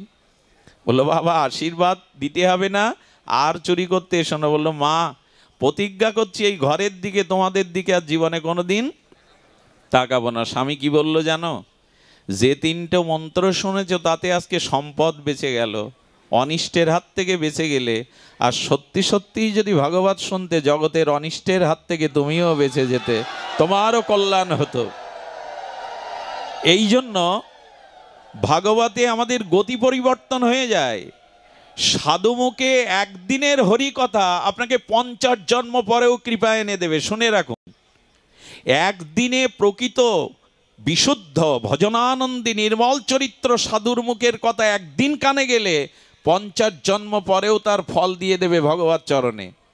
এর প্রমাণ হলো, মলমূত্রের মধ্যে যদি 20 বছর এক ভরি সোনার আংটি পড়ে থাকে, 20 বছর পরে ওই আবর্জনা থেকে কুড়িয়ে নিয়ে কেউ স্বর্ণকারের কাছে বেচতে গেলে সোনার দাম কম হবে? আপনি আলমারি থেকে নিয়ে গেছেন, আরও 20 বছরে মলমূত্রের মধ্যে পড়ে থাকা সোনার এক ভরি আংটি নিয়ে গেছে, দুটোর দাম সমান হবে দুটো খাঁটি হলে। সোনা কখনো মলমূত্রের মধ্যে পড়ে থাকলে বিনষ্ট হয় না, তার মূল্য কমে না। এই যে শুনছেন হরিকথা, আর যদি 20 জন্মেও কোনো ভজন সাধন না করেন, এই মূল্যটা, এই হরিকথাটা একদিন আপনাকে ভগবানের চরণে মূল্য দিয়ে দেবে, দিয়ে দেবেই দেবে। একদিনের হরিকথা। এই জন্য ভাগবত কথা আপনার গতিকে আর পরম গতির দিকে, শ্রেষ্ঠ গতির দিকে নিয়ে যায়। তৃতীয় অক্ষরটা কি? ব। বতে হলো বরিয়ান সর্বশাস্ত্রাং। এই ভাগবত হলো সমস্ত শাস্ত্রের সার, সর্ব বেদান্ত সার, অমল পুরাণ শ্রীমদ ভাগবতম।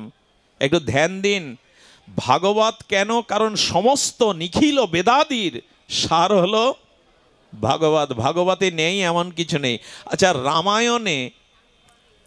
রামায়ণে ভাগবত নেই, কিন্তু ভাগবতের মধ্যে রামচরিত্র কথা 3 অধ্যায় আছে, 3টে অধ্যায় জুড়ে আছে।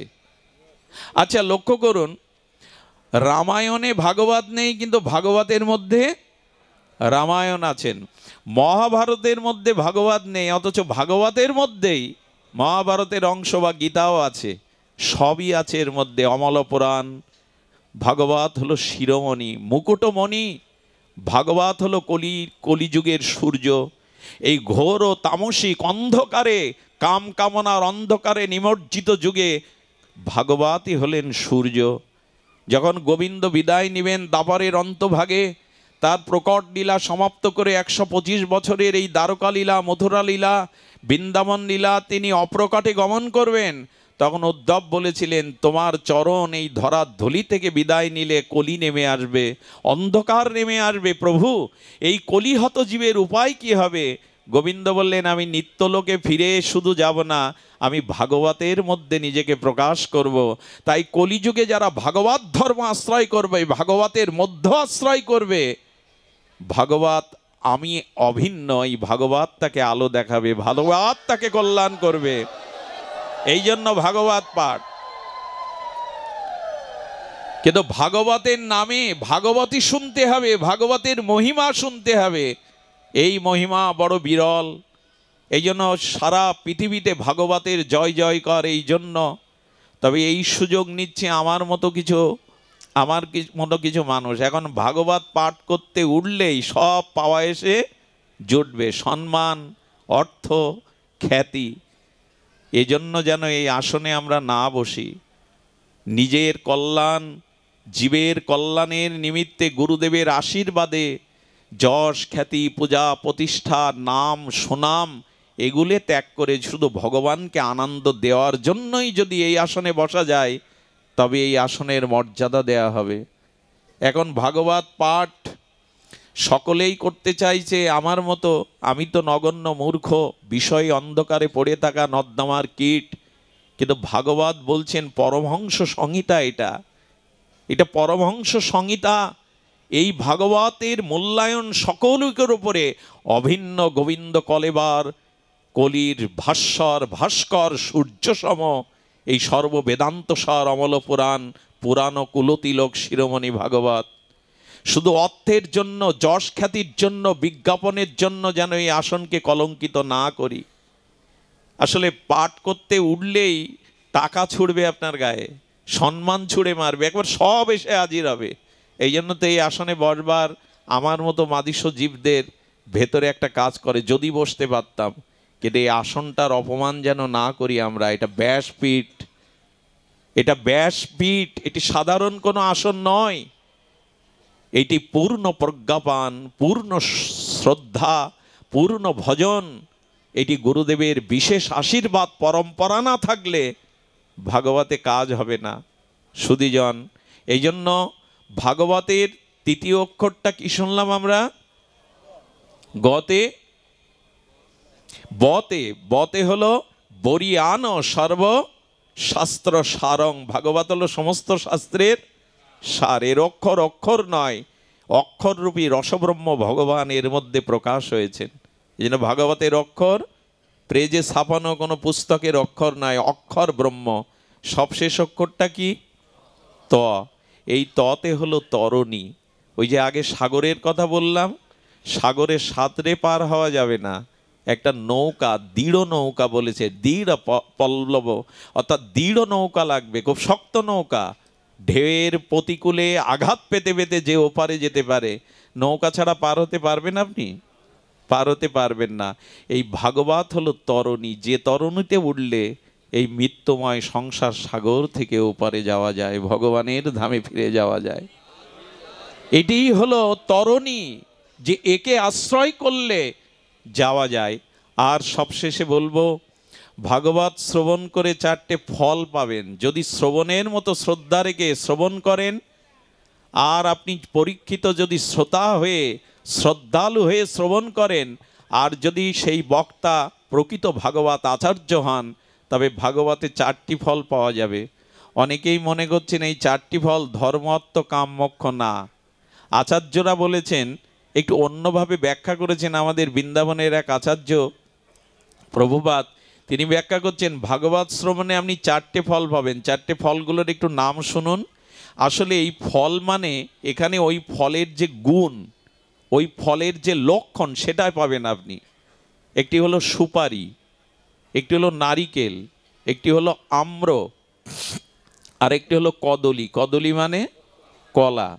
প্রথমে সুপারিটা বলি, আগেই বলেছি ভাগবত পাঠ শুনলে সুপারি পাবেন। সুপারির লক্ষণ বা সুপারির গুণ পাবেন। এখানে লক্ষণ বা গুণ বলা হয়েছে। যেমন কর্মফল বলি আমরা, কর্মের কি গোটা একটা ফল দেখা যায়?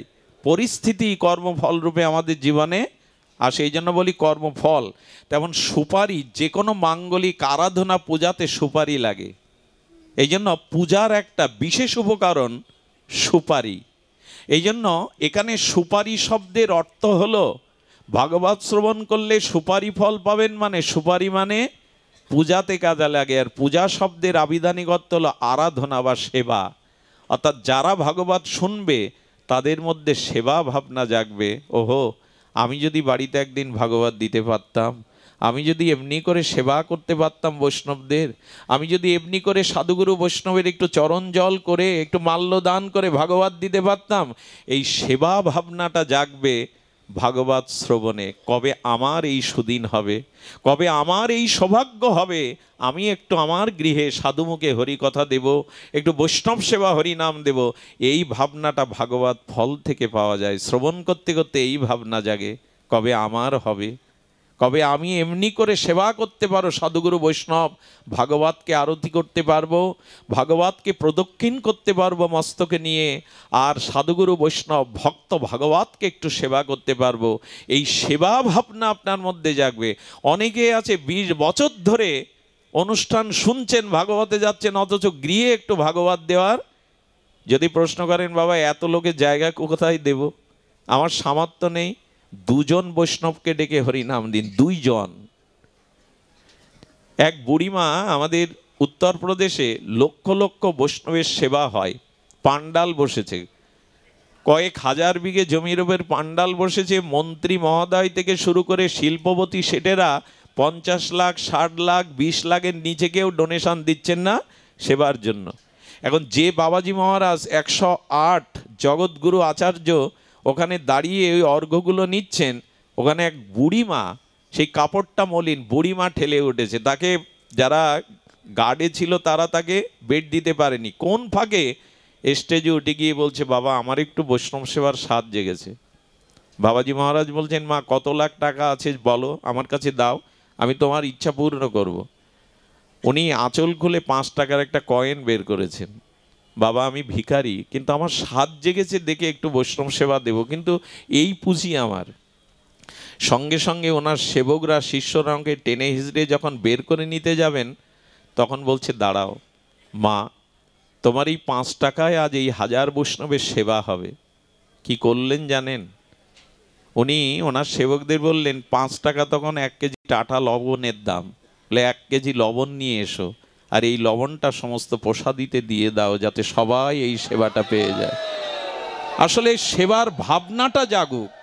সামর্থ্য বাঁধে না, ভগবৎ কর্মে কোনো সামর্থ্য বাঁধে না, বরঞ্চ ভিক্ষা করে করতে পারলে আরো মধুর। ভিক্ষাতে অভিমান। যখন কোনো অনুষ্ঠান করবেন বাড়িতে, 1-2 বাড়িতে 1 মুষ্টি ভিক্ষা করে আনবেন, কারণ ভিক্ষালব্ধ বস্তুতে অভিমান বা অহংকার আসে না, শুদ্ধ। মহাপ্রভু প্রসাদ পেতেন গোবিন্দ দাসের দ্বারা, ওই ভিক্ষালব্ধ গোবিন্দ দাস নয়, ওটি আমাদের বড় হরিদাস, ছোট হরিদাস। ছোট হরিদাস ভিক্ষা করে যে চাউল আনতেন, ওই চাউল গোবিন্দ দাস প্রসাদ করে মহাপ্রভুকে সেবা দিতেন। ছোট হরিদাসকে ত্যাগ করেছিলেন ওই জন্য। এক বিধবা মহিলার কাছ থেকে চাউল ভিক্ষা করে এনেছিলেন, সরু চাল। মহাপ্রভুর বৈরাগ্যে ত্যাগে বাধা হয়, তাই তাকে ত্যাগ করেছিলেন ছোট হরিদাসকে। সুধীবৃন্দ, এই জন্য নিবেদন করছি, এখানে সুপারি ফল ভাগবত শুনলে পাবেন, মানে সেবা ভাবনা জাগবে। যদি না জাগে জানবেন ভাগবত ফল আপনি পাননি। দ্বিতীয়টা আম্র, আম।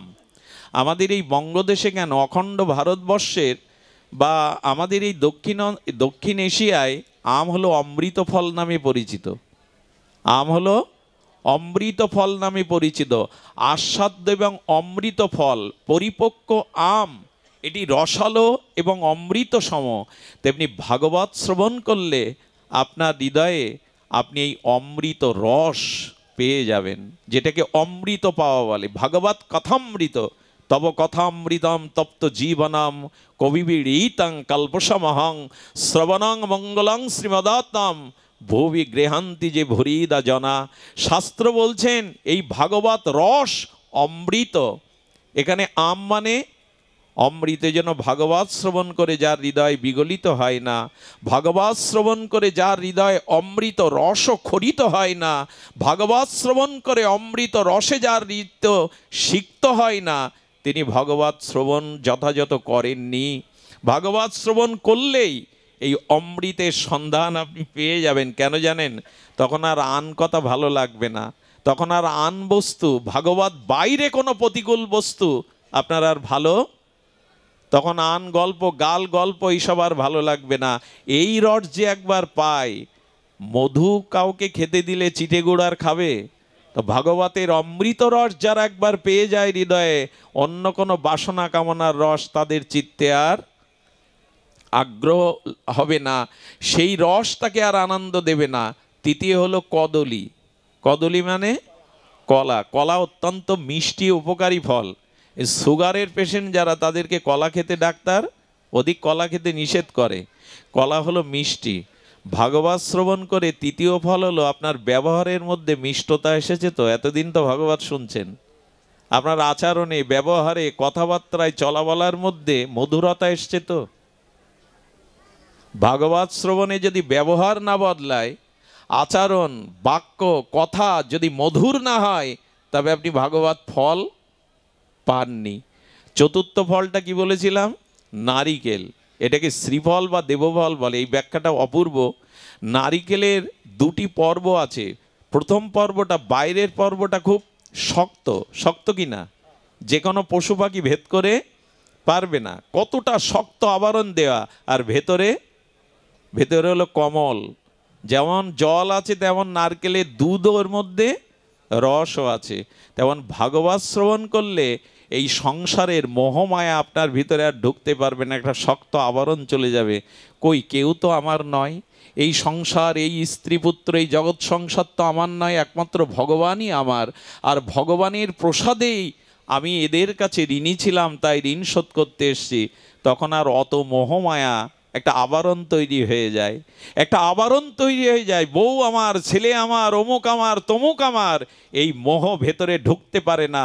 নারিকেল মানে বাইরের আবরণটা বড় শক্ত হয়ে যায়, আর ভেতরে ভেতরে ভেতরে ভগবানের জন্য প্রেম রড জেগে ওঠে, ভেতরে ভেতরে আস্বাদন জেগে ওঠে নারিকেলের মধ্যে, যে ভগবত প্রেমকে, ভগবত লীলাকে তখন সে হৃদয়ে সরস করে পায়।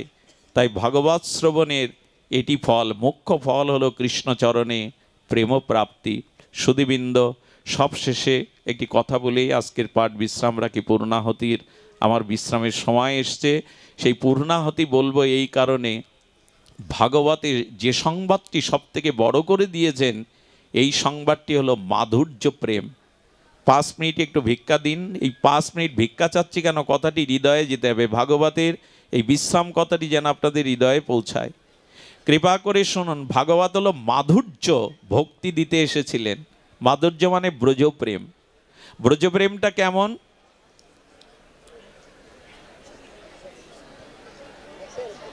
জয় শ্রী গুরু প্রেমানন্দে। আজকের মতো ভাগবত এখানে প্লেট দিচ্ছে কেন এখন? আচ্ছা, আগামীতে যদি মহাপ্রভু কৃপা করে আপনাদের কাছে হরিকথা শোনার বলবার অভিপ্রায় থাকলো। আজ এখানেই ভাগবত বিশ্রাম। জয় শ্রী গুরু প্রেমানন্দে গৌর হরি বল। জয় রাধে, জয় শ্রী রাধে, জয় রাধে, জয় রাধে।